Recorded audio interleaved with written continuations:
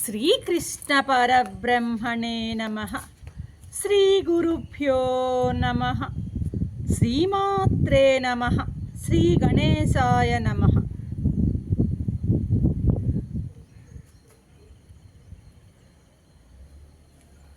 ప్రియాత్మ బంధువులారా, నిత్య జీవితంలో భగవద్గీత 405వ భాగం 16వ అధ్యాయం దైవాసుర సంపత్ విభాగ యోగం. 2వ శ్లోకంలో మనం దైవీ గుణాల గురించి మాట్లాడుకుంటూ ఉన్నాం అన్నమాట. దాకా ఇప్పుడు ఈ ఎపిసోడ్లో 20వ లక్షణమైనటువంటి అచాపలము అనేటువంటి విషయాన్ని గురించి మనం ముచ్చటించుకుందాం. అచాపలము అంటే చపలత్వం లేకుండా ఉండడం. చపలత్వం లేకుండా. చపలత్వం అంటే ఏంటి? ఫికిల్ మైండెడ్నెస్, ఊరికే చలించిపోతూ ఉండడం, ఒక దాని మీద కాన్సన్ట్రేట్ చేయకుండా ఊరికే అటు ఇటు కదులుతూ ఉండడం అనమాట అచాపలం. ఫికిల్గా ఉండడం అనమాట. యాబ్సెన్స్ ఆఫ్ ఫికిల్ మైండెడ్నెస్ వచ్చి అచాపలం. చాపలం అంటే ఫికిల్ మైండెడ్నెస్, అదేవిధంగా అచాపలం అంటే యాబ్సెన్స్ ఆఫ్ ఫికిల్ మైండెడ్నెస్. ఈ చపలత్వం అనేది ఎలా ఉంటుందంటే మామూలుగా సర్వత్రా మనకు గోచరిస్తూ ఉంటుంది ఈ కాలంలో. అయితే మరి ఎక్కడ చూసినా, ఎవరిలో చూసినా ఈ చపలత్వం అనే దానికి అసలు ఆలవాలంగా వారు మనకి కనిపిస్తూ ఉంటారు అన్నమాట. ఒక అంటురోగంలాగా ఈ గుణం బాగా వ్యాపించిందనమాట. స్థిరత్వం అనేది ఎక్కడ కనపడదు. స్థిమితం అనేది అసలు లేనే లేదన్నమాట సమాజంలో. పాదరసంలాగా పరిగెత్తిపోవడమే పనైపోయింది నేటి ఆధునిక మానవునికి అన్నమాట. కళ్ళు చపలము, వాక్కు చపలము, మనస్సు చపలము, ఏ ఇంద్రియం పట్టినా చపలమే అనమాట. జ్ఞానేంద్రియాలు, కర్మేంద్రియాలు, ఏ దశేంద్రియాలలో ఏ ఇంద్రియాన్ని పట్టుకున్నా చపలత్వానికి ఆలవాలము. రైతు మొదలుకొని రాష్ట్రపతి వరకు ఎవ్వరూ దీని నుండి మినహాయింపు లేరనమాట. సాధు సన్యాసుల్లో కూడా ఈ చపలత్వం నేడు మనకి బాగా ఒక రోగంలాగా కనిపిస్తూ ఉందన్నమాట. మామూలుగా వినోబా భావే గారు ఏమంటారంటే మర్కట స్వభావం అంటారు. చపలత్వాన్ని మర్కట స్వభావం, కోతి స్వభావం అని చెప్తారనమాట. మనకి ఇక సైంటిఫిక్గా చూస్తే డార్విన్ కూడా మనిషి కోతి నుండి పుట్టాడు అంటాం కదా. ఈ మాటలు మనకి ఆధునిక మానవుని చూస్తే ప్రస్తుతం మనం నిజమే అని అనిపిస్తూ ఉంటుందన్నమాట. అర్థమవుతుందా? మామూలుగా భగవంతుడు మనకి ఒక అమూల్యమైనటువంటి ఒక పరికరాన్ని ఇచ్చాడు, దేహాన్ని ఇచ్చాడు. ఎందుకంటే ఈ దేహంతో నీవు ఎరిగి కర్మలు చేసి ఉన్న కర్మలని, ఆ ప్రారంభంలో ఉన్న కర్మలని అనుభవించి మరిన్ని ఆగామి కర్మలను జాగ్రత్తగా చూసుకుంటూ సంచితంలో ఉన్నటువంటి ఆ కర్మలని మెల్లమెల్లగా నీ అకౌంట్లోంచి తప్పించుకోరా అన్నటువంటి భావనతో అమూల్యమైనటువంటి పరికరాన్ని ఇచ్చి వదిలాడు భగవంతుడు. అయితే వీటిని మనం సరిగా వినియోగించుకోవడంలో సఫలీకృతం కావడం లేదు. 24 గంటలు చూడండి, కాళ్ళు ఆడిస్తూ ఉండడం, చేతులు ఊపుతూ ఉండడం, తల ఎగరేస్తూ ఉండడం, గోళ్ళు గెల్లడం, పుల్లలు, ఆకులు, ఇవన్నీ తెలియకుండానే మన ఇంద్రియాలు వ్యర్థపు చేష్టలని చేస్తూ ఉంటాయన్నమాట. ఇప్పుడు మనం ఒక మాట వింటుంటాం, కాయక మౌనము అని మాట వింటుంటాం. ఏంటి కాయక మౌనం అంటే?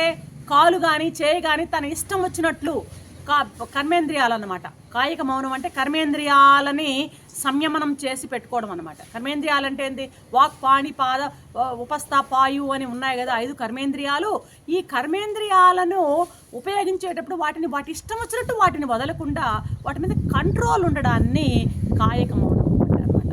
అంటే ఇష్టం వచ్చినట్లు ఆ కర్మేంద్రియాలు వ్యవహరించకుండా వాటి మీద ఒక పర్ఫెక్ట్ ఒక నిఘా పెట్టడం, కంట్రోల్ పెట్టుకొని మూవ్ కావడాన్ని ఏమంటారంటే కాయక మౌనము అని అంటాం అన్నమాట. ఎప్పుడైతే ఆ కంట్రోల్ మనకు ఉంటుందో ఆ కర్మేంద్రియాల మీద అవి మన స్వాధీనంలోకి ఖచ్చితంగా వస్తాయన్నమాట. ఎప్పుడైతే అవి మన స్వాధీనంలో కర్మేంద్రియాలు వచ్చాయో వాటిని మనకు అనుకూలంగా మనకి ఎలా ఉండాలనో, ఉదాహరణకు మనం ఆధ్యాత్మికంగా పరమార్థ సాధనలో ఎదగాలనుకోండి, ఆ కర్మేంద్రియాలన్నింటినీ కూడాను వాటిలోనే లగ్నం చేయడానికి మనకి అవకాశం. వన్స్ మనకి ఆ కంట్రోల్ కనుక మనం తెచ్చుకున్నామంటే వాటిని మనం మనకు నచ్చిన రీతిలో వాటిని పెట్టుకోవడానికి మనకి అవకాశం ఉంటుందన్నమాట. అలా పెట్టుకున్నప్పుడే ఆ ఈ కర్మేంద్రియాలకి సార్థకత లభిస్తుంది. అలా కాకుండా వాటిని దుష్టంగా ఉపయోగిస్తే అవి మనకి హాని చేస్తాయి. కాబట్టి కర్మేంద్రియాలను సద్వినియోగం చేయాలి.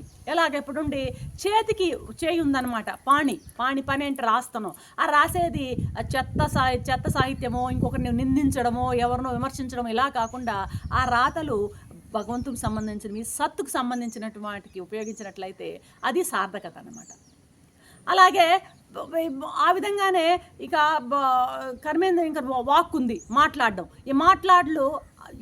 ఈ వాక్కుని పరమార్థ సాధనకు పరహితము దైవహితానికి ఉపయోగించడము, మంచి మాటలే మాట్లాడడం, సాత్వికంగా ఉండడము, ఇలా చేసినప్పుడే వాక్కుకి సార్థకత ఉంటుంది. అంతేగాని ఇతరులు లేదా బూతులు తిడుతూ వాళ్ళ వ్యర్థంగా వాళ్ళని వీళ్ళని నిందిస్తూ ఉన్నట్లయితే సార్థకత లేదన్నమాట. కాబట్టి కర్మేంద్రియాలని ఇలాగా వాడుకోవాలి.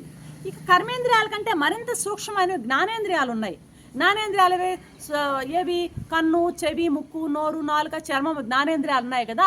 ఈ జ్ఞానేంద్రియాలను కూడాను వాటి మీద కూడాను ఆ కంట్రోల్ పెట్టుకుని వాటిని మనం ఎలాగా వాడాలనో అలాగా వాడినట్లయితే జీవితం సుగమము అవుతుంది. ఇప్పుడు చెవి అనుకోండి, మంచి మాటలే వినడము, శ్రవణం చేయడము, కీర్తనలు వినడం, ఇలాంటి మంచి పరహితము లోకహితమైనటువంటివే వినడము. అదేవిధంగా కన్ను కానీ మిగతా జ్ఞానేంద్రియాలు అన్నింటినీ కూడా ఇలాగా ఒక మంచి పనులకు ఉపయోగించినప్పుడే వాటికి సార్థకత ఉంటుంది. అంతేగాని వాటికి విచ్చలవిడిగా వదిలినట్లయితే అవి మనకి బాగా హాని చేస్తాయి అని ఇక్కడ స్వామి మనకి చెప్తున్నాడు అన్నమాట.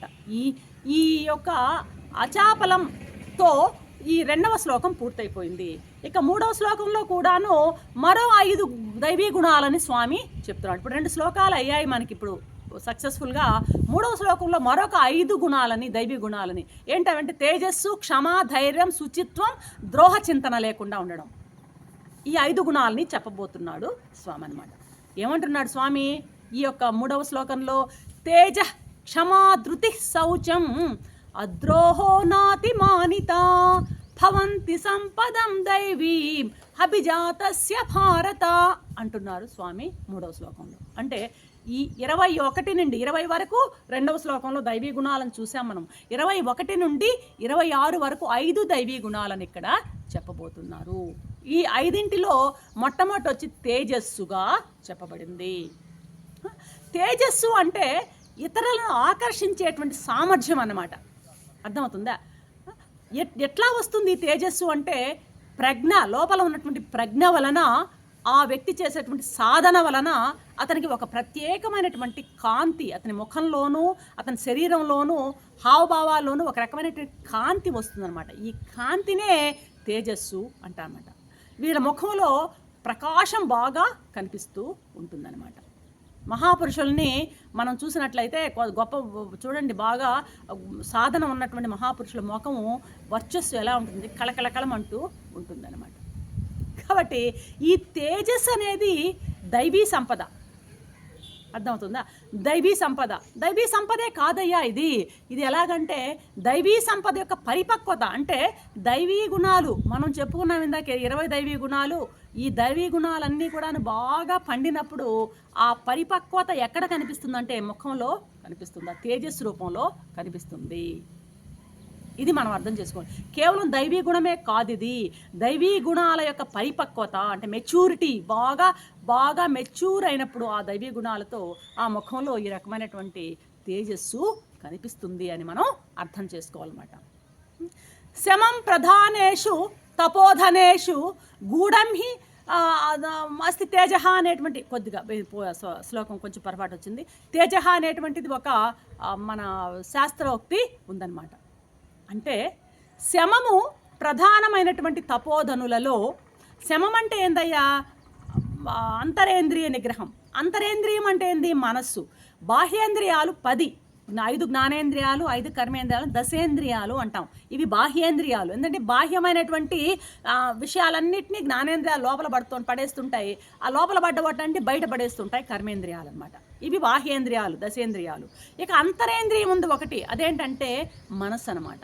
ఈ మనస్సుని ఎవరైతే మనో నిగ్రహాన్ని మనం శమము అంటాం అన్నమాట. మనస్సుని ఎవరైతే చక్కగా నిగ్రహిస్తాడో అటువంటి ఆ శమం ఉన్నటువంటి తపోధనులు గొప్పవాళ్ళు ఎవరైతే ఉంటారో ఆ తపోధనులలో ఆ నిగ్రహ అనుగ్రహ సమర్థమైనటువంటి తేజస్సు అణిగి ఉంటుంది అంటున్నాడు. అంటే శమము ఎవరిలో శీలిస్తారో, శమము ఎవరైతే శీలిస్తారో, శమం అంటే ఏంది? అంతరేంద్రియ నిగ్రహం. అంతరేంద్రియ నిగ్రహం అంటే ఏంది? మనో నిగ్రహం. మనసుని ఎవరైతే కంట్రోల్లో పెట్టుకుని ఉంటారో, ఆ మనసుని బాగా కంట్రోల్లో పెట్టుకున్నటువంటి వ్యక్తిలో తేజస్సు ప్రకటితం అవుతుంది. కాబట్టి అలాగే ఇంకా ఏంటంటే దైవీ సంపన్న గుణాలు బాగా మనస్సుని అదుపులో పెట్టుకున్న వాళ్ళలోనూ తేజస్సు ఉంటుంది. అదేవిధంగా దైవీ గుణాలు బాగా నిన్న చెప్పుకున్నాం కదా, ఆ దైవీ గుణాలు బాగా ఎక్కువైనటువంటి, బాగా విరాజమైనటువంటి వ్యక్తిలో కూడాను ఈ తేజస్సు ద్యోతకం అవుతుందన్నమాట. మనం కొన్ని చిత్రపటాలను చూస్తే వాళ్ళ తల చుట్టూ ఒక రకమైనటువంటి వలయం, తేజో వలయం ఒకటి కనపడుతూ ఉంటుందన్నమాట. ప్రభామండలం ఉంటుందన్నమాట. వారి చిత్రంలోనే ఉంటుంది. అంటే అది వారి దివ్య తేజస్సుని సూచిస్తూ ఉంటుంది. వీళ్ళు ఒక తేజస్వి అయినటువంటి పురుషుడు చూడండి, ఒక లివింగ్ మ్యాగ్నెట్ అనమాట. అతను ఏమి మాట్లాడకుండానే మౌనంగానే ఇతరులను ప్రభావితం చేయగలడు. ఈ తేజస్సు ఉన్నటువంటి వ్యక్తి ఎటువంటి మాటలు, ఎటువంటి కమ్యూనికేషన్ లేకుండానే ఎదుట వాళ్ళ మీద ప్రభావాన్ని చూపగలడు. He is just like a living magnet లాగా పనిచేస్తాడు ఈ తేజస్వి. ఇతను ఎవరిని తిరస్కరించడు, ఒకరి చేత తిరస్కరింపబడాడు అనమాట. ఆత్మ మానియే కానీ ఇతను అభిమాని కాడు. అదుందా? అనాత్మ దృశ్య వర్గాన్ని అంతటినీ కూడాను ప్రకాశింపజేసేటువంటి ఆత్మ తేజస్సుతో ఇతడు ఎప్పుడు నిండి ఉంటాడనమాట. కాబట్టి తేజస్సు అనేది ఈ దైవీ గుణాల యొక్క పరిపాకం వల్ల వచ్చేటువంటి గుణంగా మనం అర్థం చేసుకోవాలి. ఎవరిలో అయితే ఆ తేజస్సు ఉంటుందో ఆ తేజస్సు ఉన్నటువంటి వ్యక్తులని మహానుభావులుగా మనం గుర్తించాలి. ఆ తేజస్సుని మనం కూడా పెంచుకోవడానికి ప్రయత్నించాలి. తేజస్సు రావాలంటే ప్రయత్నం ఏంటి? దైవీ గుణాలని పెంచుకోవాలి అని స్వామి చెప్తూ ఇంతటితో ఈ ఎపిసోడ్ని ముగిస్తున్నాను. రేపటి ఎపిసోడ్లో మరొక అంశంతో మీ ముందుంటాను. అంతవరకు సెలవు. సర్వం.